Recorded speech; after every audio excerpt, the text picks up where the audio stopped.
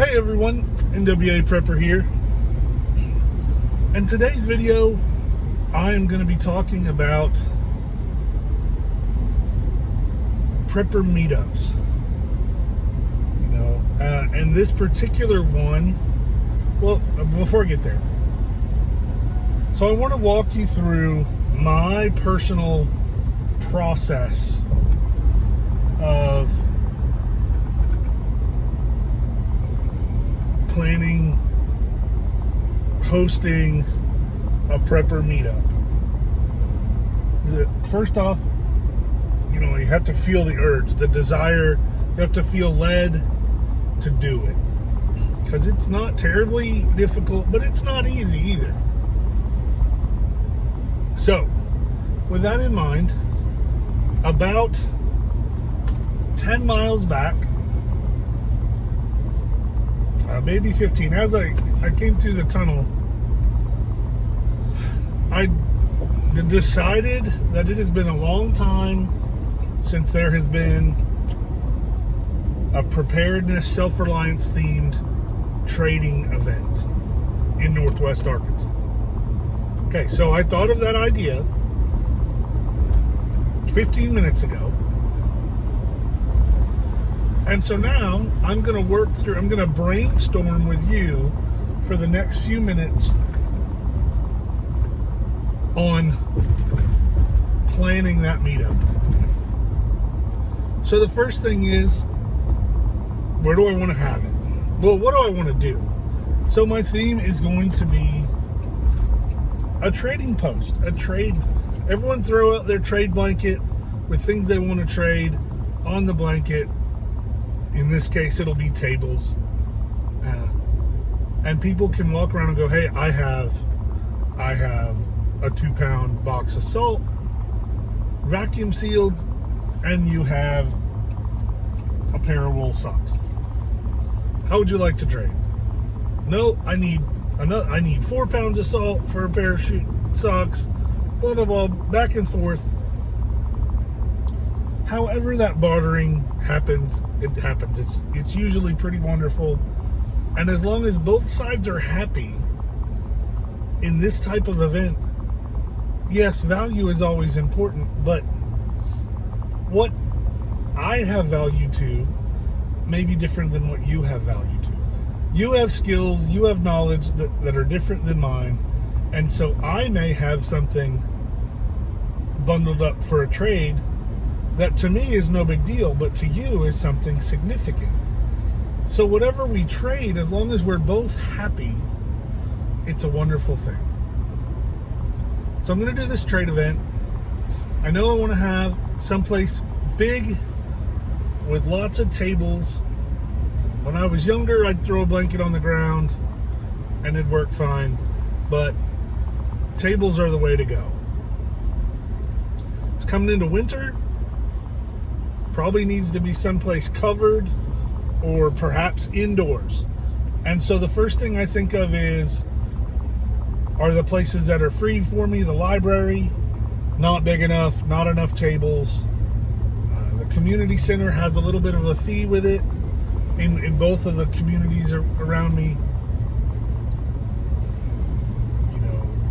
Sometimes they loan out the training room at the police department or the fire station, but they don't have enough tables, don't have enough parking, so things like that. Community centers usually work well. They usually have tables. I just happen to have a place that's for the same cost, for the same $100 to rent the community centers. I have access to a place in South Fayetteville that has everything I need to include a kitchen, because even at a trading event I want to have some kind of food. So I've got my venue figured out. I made a list, I went through it, and I've picked where I'm going to have it, assuming it's available, which means I need to start looking at dates. So I'm going to call and I'm going to check the dates, the weekends that they're available, because some of the community here in my area don't do Saturdays, so I'm probably going to plan on a Sunday, most likely from about 9 until 2, 9 to 2:30, probably 9 to 2, and that's a little bit longer than my normal meetups that I host, because it's going to be a trading event and people will need more time to do some bartering. So I'll look at the dates that are available. I'll find one that works for me first of all, and then I'll send it out, unless I just know there's some other kind of an event going on that would take away. So I've got my venue. Let's say I figured out my date. I've got a date, and then I have an alternative date in case something crazy happens. I can't foresee that because it's indoors, climate controlled, the place has a generator. So in most situations, we'll be able to be there. So those were the hard things.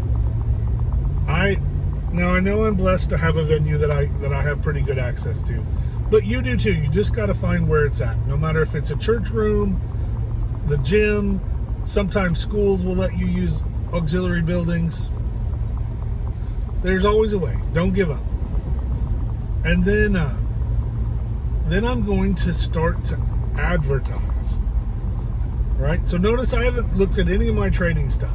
I'm going to advertise it. I'm going to use social media, whether it's meetup.com groups, whether it's Viking Preparedness has a good community section, Bear Independent has a community section.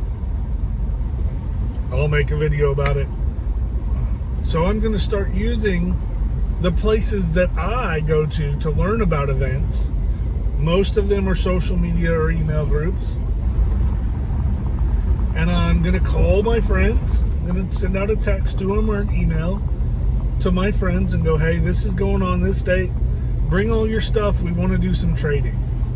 And in that email and in the posts, I'm going to post some rules. And for the most part, for my type of trade event,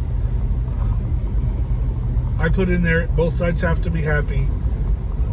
If you're going to trade things that make loud noises, significantly loud noises, then bring a picture and a description, and because those won't come in the building where I'm going to be hosting this, not because they're not allowed, just because it's just better for the parking lot. It's a very public parking lot.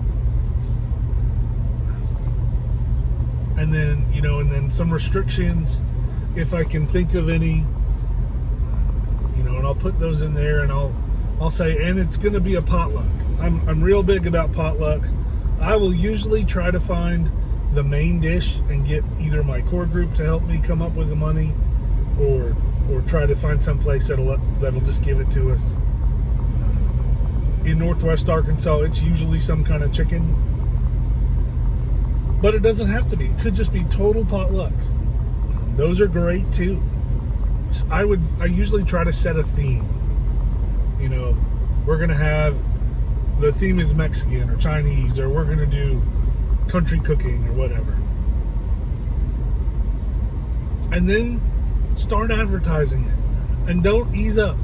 Post them as far in advance as you decide to do it, and then follow up. If it's months, follow up every month, and then when you get to a month out, then you want to follow it up in 2 weeks, and when you're 2 weeks out, about every 3 or 4 days. I'm a big 3-day person. Send out something, get one of your buddies to make a comment on it, do something to keep that fresh in everyone's mind. And then 3 days before, 3, 2, and 1, every day, I'm going to post whatever flyer or link to my event on everything that I can to remind everyone, it's this Sunday at 9 o'clock. This is when we're going to do it. This is what we're doing. We hope to see you there. If you have questions, contact me here. And that's it. And then I'm going to get my personal stuff ready. I'm going to get my crock pot of chili. I'm going to get some crackers. I'm going to get my trading gear together, things that I'm willing to part with. Maybe some things that I don't really want to part with, but I never know what I'm going to see. And I'm going to gather them up. I'm going to make sure they're clean and functioning, and wipe the cobwebs off of some of the stuff. And I'm going to pack it up, and I'm going to get ready to have a great time with like-minded people. So there you go. In 10 minutes and 35 seconds, I have described to you my process to do a trading event in Northwest Arkansas. And when I get to where I'm going to write it down, and I'm going to start emailing my buddies looking for the best date that's available for them and the venue. That's it. And it doesn't matter if it's a trade day, if it's a meetup, if it was a regular gathering, a regular meetup type deal. I would have gathering time, I would have a class, I would have food, I would have socializing time, I would have a class, and I'd have socializing time. And I only, 1 or 2 classes is the most I'd try to do on a one-day event. And that's it. It's just that easy. Don't let it overwhelm you. If you get discouraged, email me, travis@adventurefrontier.com, and I'll help you brainstorm. I'll even get online and try to help you find places to do it. We need to meet. We need to gather. It doesn't have to be difficult. You can do it. Let's get ready.